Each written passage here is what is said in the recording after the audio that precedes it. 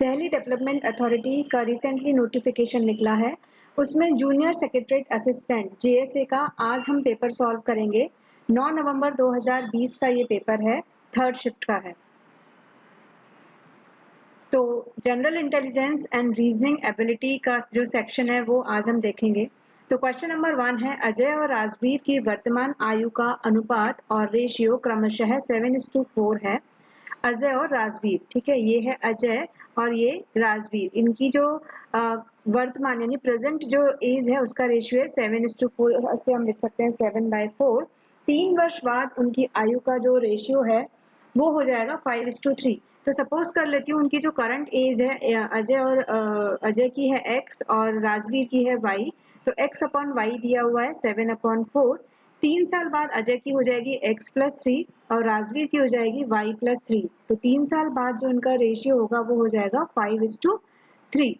Okay, तो हमें राजवीर की वर्तमान आयु पूछी है, करंट जो प्रेजेंट जो एज है, करंट एज है वो पूछा है। ओके, तो ऐसे सवालों में क्या करना है, दो वेरिएबल है हमारे पास, दो अननोन है x और y।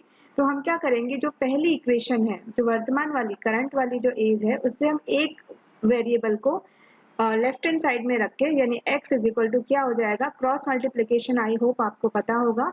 तो आप क्या कर दोगे, ये इसको बोलते हैं क्रॉस मल्टीप्लीकेशन। ठीक है, तो x इज इक्वल टू क्या हो जाएगा, 7y/4 हो जाएगा। तो ये जो x की जो वैल्यू है इसे हम क्या करेंगे, इसे हम रख देंगे इस इक्वेशन 2 में रख देंगे। तो x+3 यानी कि 7y/4 + 3 upon y+3 equals to 5/3। Okay, तो अब इसको आप सॉल्व कर लीजिए। इसमें जब एलसीएम आएगा तो ये हो जाएगा 7y + 12 अपॉन 4 क्या हो जाएगा, 4 जब एलसीएम लेंगे 4 नीचे आ जाएगा, तो ये हो जाएगा 4y + 12 इक्वल्स टू 5/3। ठीक है, अब फिर से वापस क्या करेंगे, इसमें हम क्रॉस मल्टीप्लिकेशन करेंगे। तो जब आप क्रॉस मल्टीप्लिकेशन करेंगे, मैं यहाँ लिख देती हूँ, तो ये 3 का मल्टीप्लाई होगा पूरा इसमें 7y + 12 में। मैं हर स्टेप बता रही हूँ ताकि अगर किसी कुछ प्रॉब्लम हो तो वो स्टेप क्लियर हो जाए, अदरवाइज हम डायरेक्टली कर सकते हैं। ठीक है, 4y + 12, तो ये हो जाएगा 21y + 12 × 36 is equal to 5 choco 20y + 12 पंजे 60। तो 21 में से 20 ये प्लस का है, जब इधर साइड चेंज करेगा तो माइनस हो जाएगा। तो 21 में से 20 जाएंगे तो 1 बचेगा। तो y इक्वल्स टू 60 बड़ा है यहाँ पर, 60 में से जब प्लस के 36 यहाँ आएंगे तो -36 हो जाएंगे। तो ये जो आंसर आएगा वो आएगा आपका 24। Okay, so by any chance आपसे y की करंट वैल्यू यानी y राजवीर की ही वैल्यू थी, तो वो 24 वर्ष आपका आंसर आ जाएगा। अगर आपसे अजय की पूछी होती तो आप y की वैल्यू को यहाँ पुट कर देते, ठीक है, 24 को, तो 7 × 24/4 इसको सॉल्व कर लेते तो अजय की वैल्यू आ जाती। आगे बढ़ते हैं क्वेश्चन नंबर 2 की ओर। सो क्वेश्चन नंबर 2 है आपका, दिए गए आव्यूह में प्रश्नवाचक चिन्ह क्वेश्चन मार्क की जगह पर क्या आएगा। ओके, तो बहुत ही आसान सा सवाल है। सबसे पहले थोड़ा सा इसको एनालिसिस कर लो, देख लो कि नंबर्स सबसे पहले देख लो, क्योंकि अल्फाबेट्स में थोड़ा सा टाइम लगता है। तो यहाँ पे जो नंबर्स जो चलते आ रहे हैं, अगर इनमें क्या रिलेशन हो सकता है, तो 2 3 का मल्टीप्लाई करें या एडिशन सब्ट्रैक्शन करें तो 8 कुछ नहीं आएगा, यानी कि रो वाइज कोई रिलेशन नहीं लग रहा है। ठीक है, ऑल्दो थर्ड रो में रिलेशन लग रहा है 5 2 7, बट यहाँ पे कोई रिलेशन नहीं लग रहा है। अगर आप ध्यान से देखेंगे तो 2 5 10 मल्टीप्लीकेशन हो रहा है फर्स्ट और इसका थर्ड का सेकंड में 3 2 6 आ रहा है, और 8 7 56, क्या ऑप्शन में 56 है, यहाँ नहीं है, यहाँ नहीं है, यहाँ है। तो आप डायरेक्टली इस बेसिस पे भी टिक मार्क लगा सकते हैं ऑप्शन नंबर 4 को, और देख भी सकते हैं करेक्ट। आपको क्रॉस वेरीफाई करने की जरूरत नहीं है अगर आप पहले नंबर को पकड़ लेते हैं तो। अगर नंबर आपके माइंड में स्ट्राइक नहीं करता है तो then you go for alphabet, कि यहाँ पर एक एक अल्फाबेट को स्किप किया हुआ है। बी के बाद सी, फिर डी स्किप करके ई आया है, इसमें जे के स्किप करके एल आया है। ठीक है, ऐसे यहाँ पर एम के बाद एन आया है। तो दोनों तीनों रो में अलग अलग एक एक प्लस माइनस करके अल्फाबेट्स आए हुए हैं। तो बेसिकली इसमें नंबर वाला जो तरीका है वो इसमें जल्दी से हो पाएगा। आगे बढ़ेंगे क्वेश्चन नंबर 3 की ओर। सो क्वेश्चन नंबर 3 है, उस विकल्प का चयन करें जो तीसरे शब्द से ठीक उसी प्रकार संबंधित है या रिलेटेड है जिस प्रकार दूसरा शब्द पहले से, यानी कि दूसरा यानी कि येन है और पहला है जापान। तो ये येन क्या है? करेंसी है जापान की। जापान जो देश है उसकी करेंसी है। तो अर्जेंटीना की क्या होगी? तो अर्जेंटीना की जो है वो है पैसों में आती है करेंसी। ये आपको पता ही होना चाहिए, इसमें कुछ ये अवेयरनेस का है। ओके, तो मैं बाकी का बता देती हूँ। रियाल जो है वो सऊदी अरेबिया की है और अभी करंटली जो 1 सऊदी अरेबिया है वो कुछ 22 रुपए समथिंग चल रहा है। क्रोना या क्रोन जो है वो स्वीडन की है। जो वॉन है, वॉन चेन, that is the currency for China. Okay, आगे बढ़ते हैं क्वेश्चन नंबर 4 की ओर। सो क्वेश्चन नंबर 4 है आपका, दिए गए विकल्पों में से उस विकल्प का चयन करें जिसमें संख्याओं का समूह नीचे दी गई संख्याओं के समान तर्क, नियम या संबंध का अनुसरण करता है। यानी कि ये जो तीन जो नंबर हैं 8, 33, 49, जिस तरीके से आपस में रिलेटेड है, सेम रिलेशन इनमें से इन चार ऑप्शंस में से किसी एक में फॉलो होना चाहिए। तो इसमें जो रिलेशन है वो थोड़ा सा डिफिकल्ट वाला है, ट्रिकी है, क्योंकि जनरली जो रिलेशन होता है या तो इस और इसमें प्लस करके सिमिलर नंबर प्लस करके आएगा या सिमिलर नंबर माइनस करके आएगा, या फिर वो स्क्वायर होगा किसी का, या पर्टिकुलर कोई टिपिकल नंबर 2, 3, 4 या फिक्स नंबर या इवन या ऑड में नंबर मल्टीप्लाई हो रहा होगा।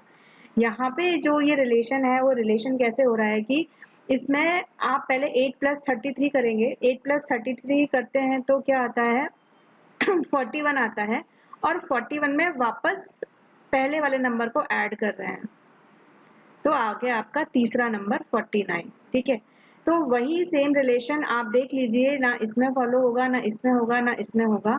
आपका ये रिलेशन इसमें फॉलो हो रहा है। 17 + 69 आप करेंगे तो आएगा 86, 9 और 7 16 8, एंड फिर वापस से 86 + 17 कर लीजिए तो 7 और 6 13, और 8 और 1 9 और 1 10, 103 आपका आंसर आ गया। वही आप इसमें एक में आपको करके बता देती हूँ।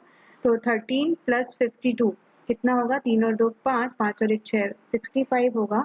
65 में आप वापस 13 करेंगे तो 78 आएगा। यहाँ पर 79 दिया हुआ है, तो option 1 is the correct answer. आगे बढ़ते हैं क्वेश्चन नंबर 5 की ओर।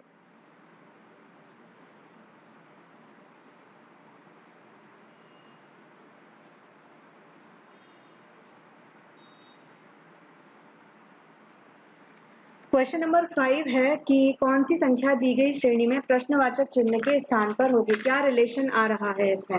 ठीक है, आपस में एक पैटर्न फॉलो होगा इनमें आपस में। तो मैंने जनरली हम देखते हैं प्लस माइनस वाले से ही स्टार्ट करते हैं। तो 92 - 79 जब आप करेंगे तो 92 - 79 करेंगे तो ये आएगा 13, यानी कि 79 में मैं बता देती हूँ यहाँ पर 92 109 122 क्वेश्चन मार्क 152। तो यहाँ पे जब आप +13 करते हैं तो 92 आता है, यहाँ पर +17 करते हैं तो 109 आता है। 109 में फिर वापस से 13 जोड़ेंगे तो 122 आएगा। 9 और 3 12, 1 और 1 2 और 1, यानी कि इट मीन्स 13 17 13 17 का चेंज चल रहा है। तो यहाँ पे वापस +17 कर दीजिए, 122 में 17 कर देंगे तो ये आ जाएगा 139 आपका correct answer. Next come to the question number 6.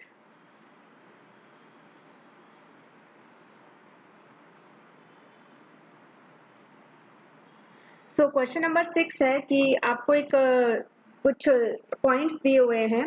ठीक है, जैसे कोई स्वायत्त संस्थान, कोई इंस्टीट्यूट है, विज्ञान का शोध परियोजना में जूनियर प्रोजेक्ट JPF की भर्ती करना चाहते हैं, और उन्होंने उसकी एडमिशन्स के लिए, भर्ती के लिए कुछ रूल्स बनाए हैं कि जो एज है that should not be more than 40 years, यानी कि 15 अगस्त 2020 को वो 40 का ही होना चाहिए, उससे ज़्यादा नहीं होना चाहिए। विज्ञान के किसी भी विषय में स्नातकोत्तर यानी कि PG किया हो किसी भी साइंस का, जैसे फिजिक्स, केमिस्ट्री या मैथ्स में 65% कम से कम मार्क्स हो। NET किसी भी साइंस से रिलेटेड ये नेशनल एग्जाम्स होते हैं वो पास किया हो, जिस पद के लिए एग्जाम दे रहे हैं उसमें 60% आया हो, और कम से कम शोध 1 वर्ष का रिसर्च का कोई अनुभव हो। तो इनमें से एक कंडीशन ये भी है कि यदि आवेदक, अगर ये जो 4 नंबर है, यानी कि जो पद की चयन प्रक्रिया है उसमें से 60% ना हो के बाकी सारे उसके 1 2 3 5 फॉलो हो रहे हैं, तो मामला जो है, यानी कि ये जो इश्यू है वो परियोजना के समन्वयक को भेजा जाएगा। और अगर फिफ्थ वाली फुलफिल नहीं हो रही है तो विभाग के प्रमुख को भेजा जाएगा। ठीक है, ये तो हमारी शर्तें आ गई। अब इसने बोला है कि अब ये केस दिया है कि जो वी प्रसाद है उसने 70% अंकों के साथ रसायन विज्ञान में स्नातकोत्तर की डिग्री की है, यानी कि ये ऑप्शन 2 तो हमारा यानी कंडीशन 2 तो फुलफिल हो गई। ठीक है, उसने रसायन विज्ञान में नेट परीक्षा उत्तीर्ण की है, यानी कि ऑप्शन जो पॉइंट नंबर 3 है वो भी वो फुलफिल कर रहा है। मैं स्टार लगा देती हूँ, कितने सारे टिक मार्क हो गए। ठीक है, अभी उसके बाद रसायन विज्ञान के शिक्षक के रूप में किसी विद्यालय में कार्यरत था, वहां 3 वर्ष तक कार्य किया, लेकिन कार्य तो 1 वर्ष का ही चाहिए था, वो भी इनफ होता, लेकिन डिफरेंस क्या है, उसने एज अ टीचर लेक्चरर किया है, यहाँ पर एज अ रिसर्चर चाहिए था, तो ये वाला फुलफिल अभी नहीं हो रहा है, ये वाला हैश कर देते हैं। एंड उसकी जन्म तिथि 1987 है, 87 से तो 2020 यानी कि 97 2007 30 और 20 यानी कि अराउंड 33 होगा समथिंग, तो ये तो फुलफिल हो ही रहा है। ठीक है, तो पॉइंट नंबर 1 2 3 4 हो रहे हैं, 5 नहीं हो रहा है, तो 5 नहीं हो रहा है तो इट मीन्स कि इसमें मामला विभाग के प्रमुख को भेजा जाएगा। ओके, नेक्स्ट है क्वेश्चन नंबर 7।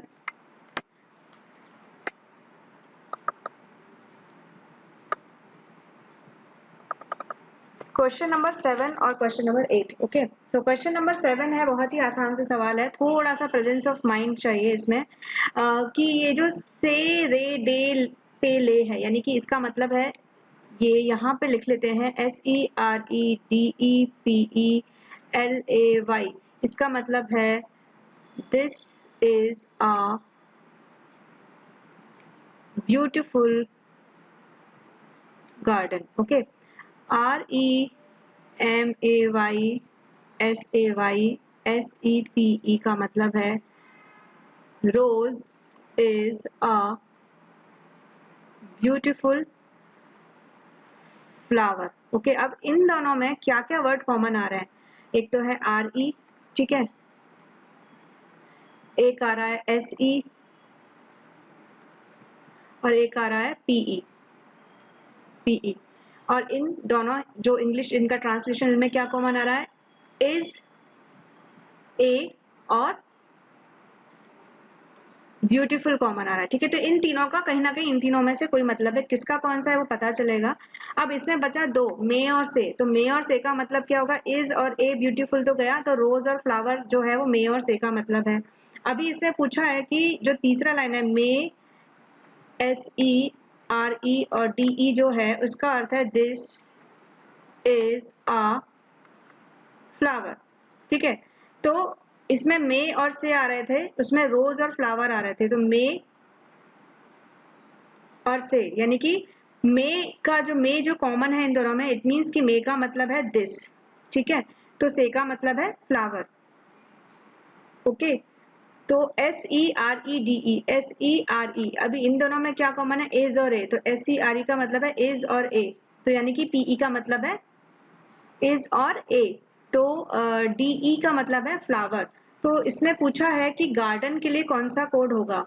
ठीक है, तो DE कट गया, फ्लावर, तो गार्डन क्या बचा इस वाले सेंटेंस में, ले का मतलब क्या बचा, गार्डन बचा। तो इस तरीके से आपको ये वाला कॉमन है उसको डिस्कार्ड करके आपको आंसर निकालना पड़ेगा। अगला क्वेश्चन है विषम की पहचान करें। तो भारत चीन दोनों एशिया में आते हैं, जो रूस है वो भी एशिया और यूरोप दोनों में आता है, ऑस्ट्रेलिया एक अलग कॉन्टिनेंट है, तो वही ऑड होगा। क्वेश्चन नंबर 9 है, नीचे प्रत्येक प्रश्न में दो घटनाएं ए और बी दी गई हुई हैं, ये कथन या तो स्वतंत्र कारण हो सकते हैं या स्वतंत्र कारण का प्रभाव हो सकते हैं, इनमें से एक कथन दूसरे कथन का प्रभाव भी हो सकता है। तो दोनों स्टेटमेंट को पढ़ना है और ये डिसाइड करना है कि निम्न में से कौन सा उत्तर विकल्प दोनों कथनों के बीच संबंध को सर्वोत्तम ढंग से प्रदर्शित करता है। ठीक है, तो ऑप्शन ए दिया है, सुप्रीम कोर्ट ने दस्तावेजों के सत्यापन के लिए समय सीमा निर्धारित किया है, मतलब डेडलाइन दे दिया है सुप्रीम कोर्ट ने, जो भी डॉक्यूमेंट वेरिफिकेशन है उनका, तो भर्ती एजेंसी तत्काल आधार पर कार्य कर रही है।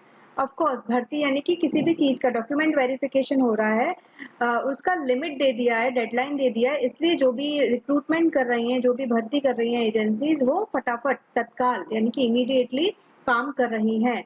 तो क्या है कि ए कारण है, इस डेडलाइन डिसाइड हो गया है, इसलिए बी अफेक्ट हो रहा है, वो जल्दी जल्दी काम कर रहे हैं, तो एक ही वजह से ऐसा बी हो रहा है, फटाफट काम हो रहा है। So option 2 is the correct answer. Next है question number 10। So question number 10 है आपका, क्वेश्चन मार्क जो दिया हुआ है वो वहां पे आपको क्वेश्चन मार्क की जगह लिखना है, ठीक है। क्या आ सकता है इनमें से ऑप्शन तो सबसे पहले नंबर को देख लेते हैं। नंबर को हम ध्यान से देखेंगे तो रिवर्स डिसेंडिंग ऑर्डर में चल रहा है, 27, 26, 25, 24, तो ऑफकोर्स यहाँ पे 23 ही आना है। ना ऑप्शन 1 आएगा, ना 2 आएगा, ना 4 आएगा, तो ऑप्शन 3 ही करेक्ट आंसर है। आप आगे डेफिनेटली फुल कॉन्फिडेंस के साथ आगे वाला क्वेश्चन जा सकते हैं, लेकिन मैं फिर भी बता देती हूँ कि ऐसा नहीं, अगर ऐसा नहीं हो तो आप ये जो अल्फाबेट्स हैं उनमें रिलेशन भी देख सकते हैं आपस में, ठीक है। तो आपस में ये +1 +2 या -1 -2 के हिसाब से ही ये चलते हैं, और कोई रिलेशन नहीं होता। जैसे X और T और P और L, तो J के L M N O के बाद P यानी +3 के बाद P, फिर Q R S +3 के बाद T आ गया, फिर PQRST, फिर UVW +3 के बाद X, तो +3 करते जाओ, तो यहाँ पे ये रिवर्स डिसेंडिंग ऑर्डर में चल रहा है, तो वो अल्फाबेट का रिलेशन होता है, ठीक है। बाकी आगे आते हैं क्वेश्चन नंबर 11 पर। सो 11 है, निम्न में से निम्न प्रश्न में पहले और दूसरी संख्या में जो रिलेशन है वही तीसरी और इनमें से कौन सी संख्या में रिलेशन होगा। थोड़ा सा ट्रिकी क्वेश्चन कह सकते हैं। ऐसे सवालों में मैंने हमेशा बोला है कि सबसे पहले तो प्लस माइनस कुछ करने की कोशिश करिए, प्लस माइनस मल्टीप्लिकेशन डिवीजन या फिर स्क्वायर, इनमें से कुछ हो रहा होता है तो वो सबसे पहले हमारा माइंड जो है वो कैच करता है। बट 372 और 144 तो हमें पता है 12 का स्क्वायर होता है, पर आपस में इनका कोई रिलेशन ऐसे दिख नहीं रहा। एंड 372 भी कम्प्लीटली 144 से डिवाइड नहीं होता है, तो वैसा वाला रिलेशन तो कोई लग नहीं रहा है इसमें। तो इसमें बेसिकली आप देखोगे कि जो नंबर है 372 है, उसमें 3 + 7 + आप 2 करोगे तो 7 और 3 10 और 2 12 आ रहा है, और 12 का स्क्वायर क्या आ रहा है, 144 आ रहा है। तो सिमिलरली ही 2 + 8 + 5 यानी कि 10 और 5 15, तो 15 का स्क्वायर क्या होगा, 225। तो इसमें थोड़ा सा ये डिफरेंट एक क्या बोलते हैं कि पैटर्न लगाया है इस टाइप के क्वेश्चन में। जनरली ऐसे क्वेश्चंस कम ही पूछे जाते हैं, पर इसमें ऑप्शन में आप थोड़ा सा दिमाग ऐसे भी लगा सकते हैं कि नंबर है वो कम ही आ रहा है, 285 और 225 का रिसेंट इतना प्लस माइनस वाला तो रिलेशन हो ही नहीं सकता ना, मल्टीप्लिकेशन डिवीजन है, तो मीन्स थोड़ा सा अलग हटके इसमें कॉन्सेप्ट है। क्वेश्चन नंबर 12 है,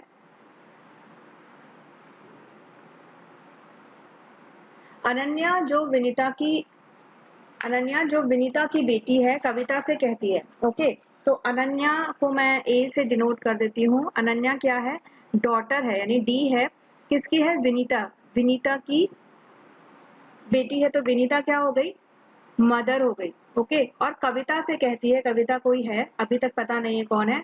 कविता से कहती है अनन्या कि तुम्हारे पिता मनीष, तो तुम्हारे पिता जो मनीष हैं वो मेरी माँ के बड़े भाई हैं, तो माँ के बड़े भाई हैं, तो यानी कि जो मनीष हो गए वो मनीष क्या हो गए, अनन्या के क्या हो गए, मामा हो गए, ठीक है। और तुम्हारे पिता हैं, तो यानी कि उसकी मम्मा उसकी बुआ हो गई, तो कविता और जो अनन्या है, कविता और अनन्या आपस में क्या हो गई, कजन्स हो गई, ठीक है।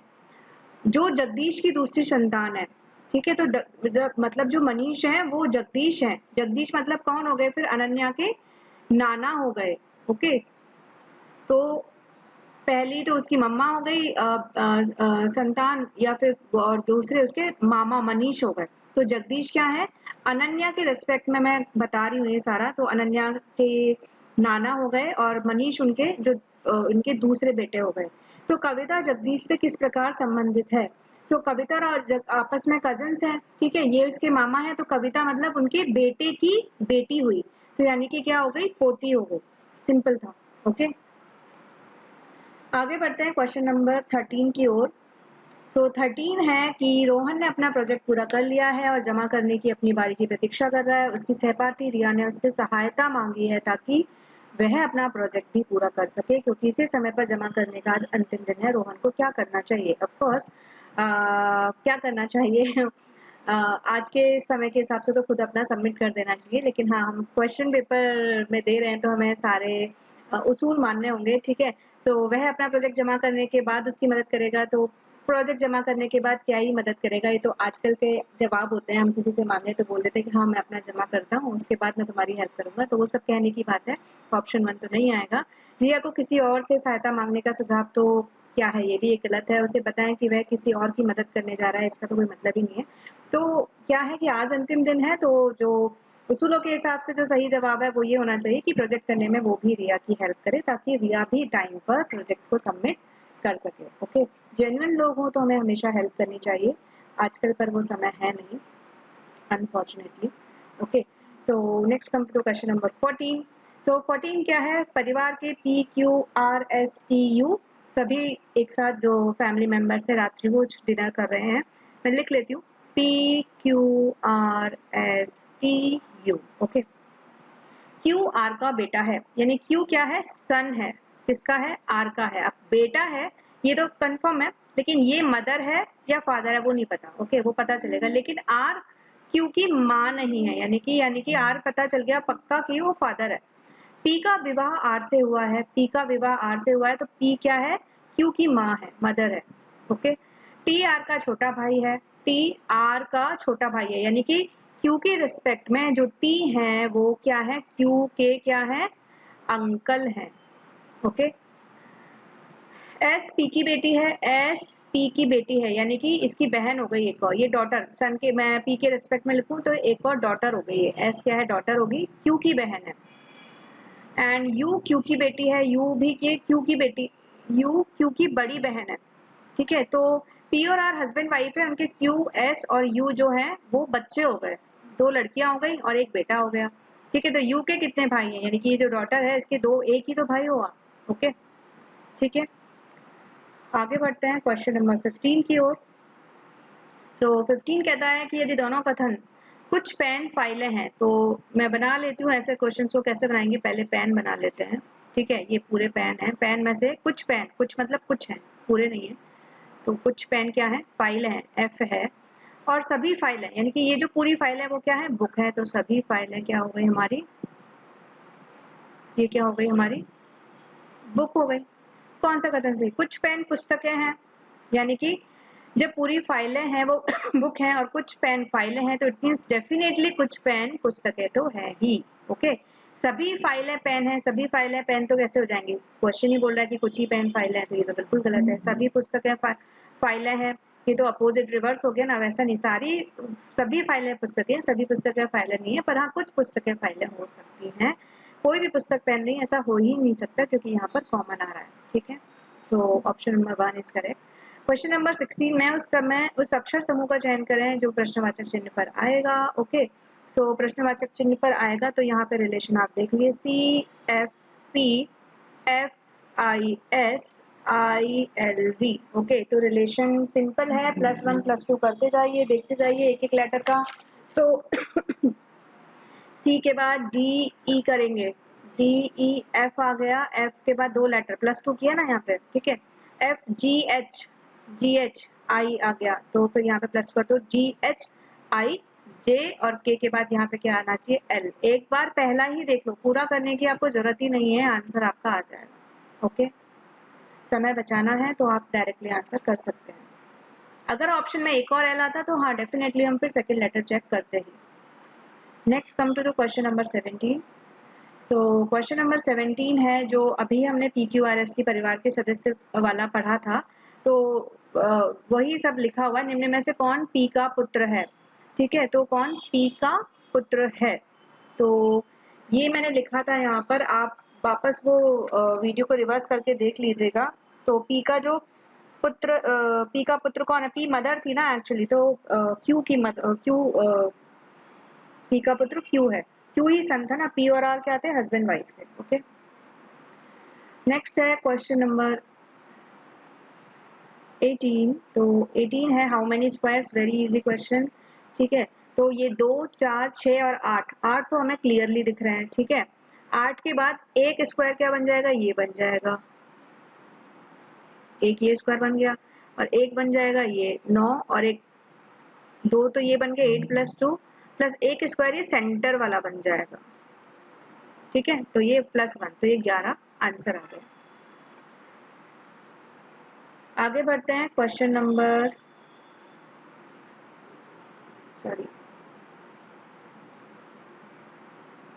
Question number 19। तो 19 है कि ये जो दिया हुआ है आरेख उसको बताना है कि उत्तर देना है, ग्रामीण बेरोजगार पुरुषों की संख्या ज्ञात करें। बहुत ही आसान से ये सवाल होते हैं।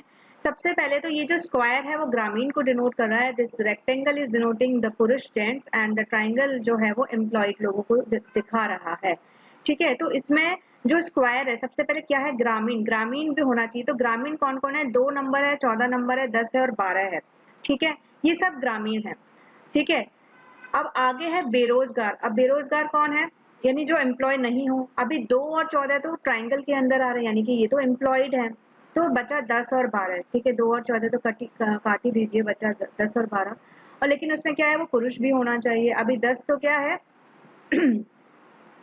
इसके अंदर आ रहा है, किसके अंदर आ रहा है, पुरुष के अंदर 10 ही आ रहा है, 12 नहीं आ रहा है। इट मीन्स आंसर क्या होगा, जो ग्रामीण भी हो, जो बेरोजगार भी हो, जो पुरुष भी हो। तो आंसर क्या हो जाएगा हमारा, ये नंबर 10, क्योंकि 12 के बारे में पुरुष वाली कैटेगरी में नहीं है, इट मीन्स वो फीमेल है। आगे बढ़ते हैं क्वेश्चन नंबर 20 की ओर।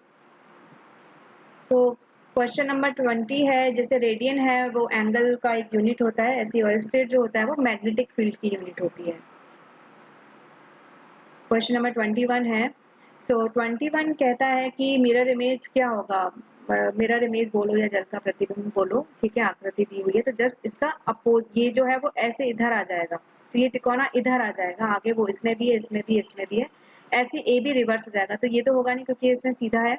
और ये वाली चीज एज इट इज आएगी यहाँ पर, एज इट इज उठ के यहाँ आ जाएगी। तो यानी कि ये वाला पार्टी मार्क होगा, ये वाला नहीं होगा। 3 में ए उल्टा है पर ये नहीं होगा। तो ऑप्शन 1 करेक्ट है। मैं आपको ऑप्शन 4 भी बता देती हूँ, वो तो बिल्कुल ही नहीं होगा क्योंकि उसमें कुछ अलग ही पैटर्न दिया हुआ है, ठीक है। तो ऑप्शन 4 तो होगा ही नहीं।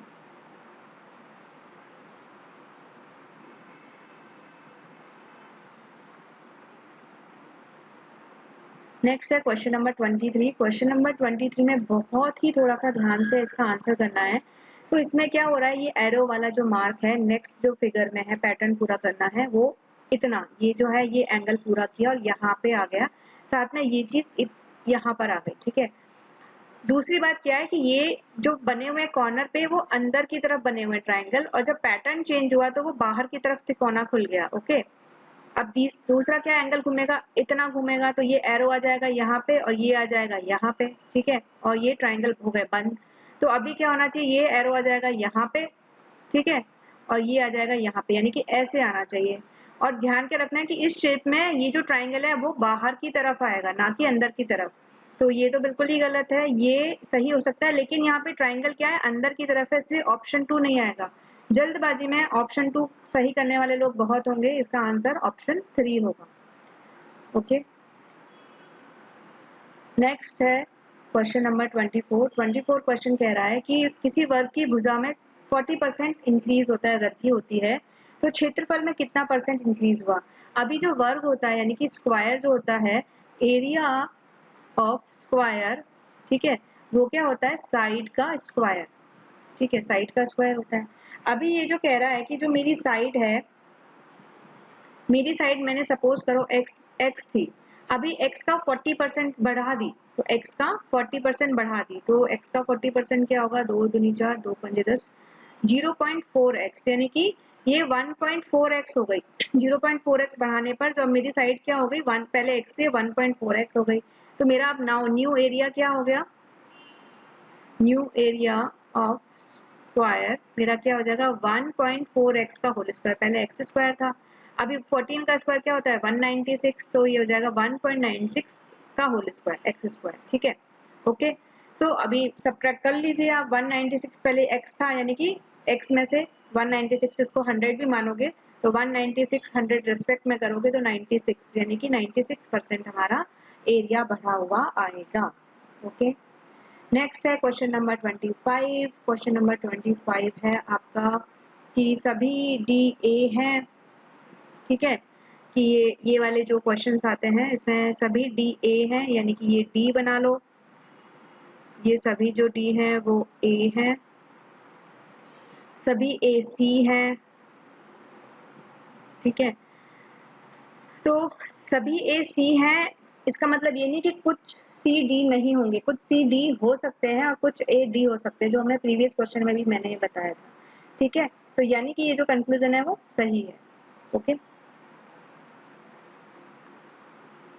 अभी है इसमें नंबर ऑफ सर्कल्स, कितने वृत्त हैं काउंट करने हैं, तो बहुत आसान सा है, ध्यान से करना है। सबसे पहले तो बड़ा वाला कर लो, 1 2 3, 1 2 3 4 और ये 5 तो बड़े हो गए, फिर 6 7, फिर 8 9 10 और 11, ठीक है। तो 11 आपका आ गया आंसर।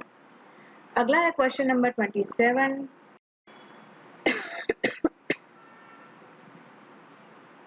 सो क्वेश्चन, तो यहाँ पर इसका मतलब ये दिया हुआ है, इस तरीके से हमें ये मानना है। तो डिवीजन जो दिया हुआ है उसकी जगह एक्चुअल में क्या रिलेशन हो रहा है, एक्चुअल में हो रहा है 15 में से 3 गए, यानी कि सब्ट्रैक्शन हो रहा है। तो डिवीजन की जगह हमें क्या पुट करना है, सब्ट्रैक्शन, ओके। प्लस है, प्लस की जगह एक्चुअल में क्या हो रहा है, 3 7 21, डिवीजन हो रहा है, तो यहाँ पर आ जाएगा डिवीजन, ओके। एंड ये हो जाएगा 35 और इंटू कहाँ पे, इंटू की जगह क्या हो रहा है, 17 प्लस 2 प्लस होता है, तो इंटू की जगह प्लस आ जाएगा 16, और माइनस कहाँ पे हो रहा है, माइनस का मतलब है मल्टीप्लिकेशन, 12 3 36 इंटू 17, तो ये हो जाएगा 144। सबसे पहले क्या होता है, डिवीजन करते हैं। तो जब आप डिवीजन करोगे तो ये हो जाएगा, और 35 9 जा 315 होता है, ओके। एंड प्लस 16 इंटू 17 करोगे तो आएगा 273। तो ये ऐड कर लीजिए, आप इन दोनों को ऐड कर लीजिए और 9 सब्ट्रैक्ट कर लीजिए, तो 407 आपका आंसर आ जाएगा। क्वेश्चन नंबर 28 है, किसी काल्पनिक गणितीय प्रणाली में ऐड का मतलब है आपको अर्थ है जोड़, एंड का मतलब है घटाना, एंड हैश का मतलब है गुणा, डिवीजन का मतलब है भाग, ओके। ये वाले सिंबल का मतलब है भाग। तो गणित के अन्य सभी नियम मौजूदा प्रणाली की भांति ही हैं, तो इसका मतलब हमें कैलकुलेट करना है। तो जो दिया हुआ है वो करते जाइए, 255 253, और ये इसका मतलब है डिवीजन, परसेंट का, ये परसेंट वाला सिंबल है, इसका मतलब है डिवीजन। 23 एट द रेट का मतलब क्या है, जोड़, प्लस 64 हैश का मतलब क्या है, गुणा, ओके। 3 एंड का मतलब है घटाना, मतलब -102। तो सबसे पहले आप डिवीजन कर लीजिए, तो ये 23 1 जा 23, 11 टाइम्स कट जाएगा, प्लस 64 इंटू 3, 64 इंटू 3 कर लीजिए, तो ये हो जाएगा 3 चौका 12 और ये 3 चौका 18 9, माइनस का 102। तो इसको एडिशन सब्ट्रैक्शन कर लीजिए, तो ये क्या हो जाएगा, 199, 100 दिन में यानी हो जाएगा 203 माइनस 102 यानी कि 101। क्वेश्चन नंबर 29 है कि जैसे उज्जवल आंख से रिलेटेड है, वैसे ही जोरदार किससे रिलेटेड है उज्जवल आंख यानी कि जो रोशनी देता है, तो ये है आवाज के सेंस में है, तो ये कान इसका आंसर होगा। नेक्स्ट है क्वेश्चन नंबर 30, जो इस सेक्शन का लास्ट क्वेश्चन है। तो क्वेश्चन नंबर 30 है कि इन चारों में से कौन सी आकृति अलग है जिसमें एक similar kind of pattern follow नहीं हो। तो इसमें क्या है, जस्ट रिवर्स है, मिरर इमेज है, और एक डार्क है, एक लाइट शेडेड है, एक डार्क शेडेड है। सिमिलरली इसमें भी वही हो रहा है, इसमें भी वही हो रहा है। इसमें क्या हो रहा है कि दोनों ही डार्क शेडेड है, दोनों ही जो पैटर्न है और दोनों ही लाइट है, एक एक नहीं है। तो option 4 is your correct answer. आगे का जो सेक्शन है मैथमेटिकल एबिलिटी, वो हम आगे के लेक्चर में देखेंगे। तब तक के लिए थैंक यू।